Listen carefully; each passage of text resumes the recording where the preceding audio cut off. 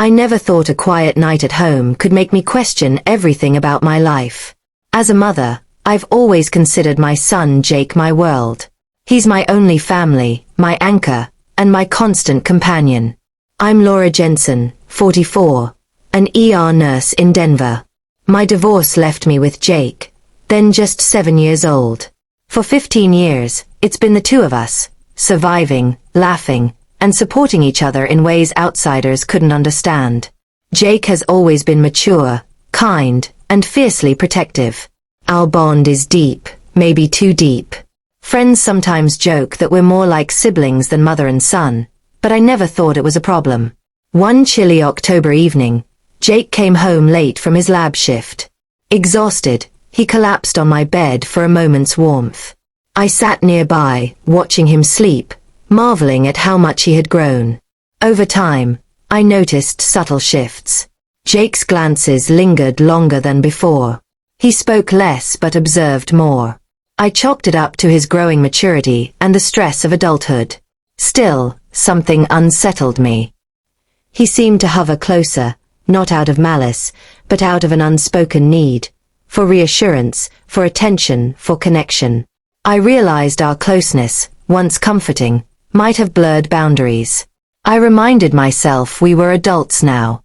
He had his own life, his own responsibilities. And yet, our routines remained the same. Shared meals, late-night talks, weekend drives. The familiarity was comforting but suffocating. One rainy evening, Jake came home quiet and withdrawn. I offered to talk, but he stayed silent, staring out the window. The tension between us had grown heavier, a storm unspoken yet impossible to ignore. I tried to create space, suggesting he spend more time with friends or at his lab. He nodded but stayed close, as if leaving would break something invisible between us. Neighbors began to notice. David, a kind widower next door, once remarked, "You two are incredibly close. Just make sure it's healthy." His words haunted me, a mirror of my own unease. I realized that over years of solitude, Jake and I had filled roles we shouldn't have: parent and child, companion and confidant, supporter and supported. Our lives had intertwined too tightly. One night, we had an argument over something trivial, cleaning the kitchen, a missed appointment, but it escalated. The frustration wasn't really about chores. It was about control, boundaries, and unspoken expectations. Jake stormed out to his room. I followed, trying to calm him, but he shut the door. I sat outside, listening to his muffled breathing. I understood he needed space, but I felt the emptiness immediately. The following week, we both tried to adjust.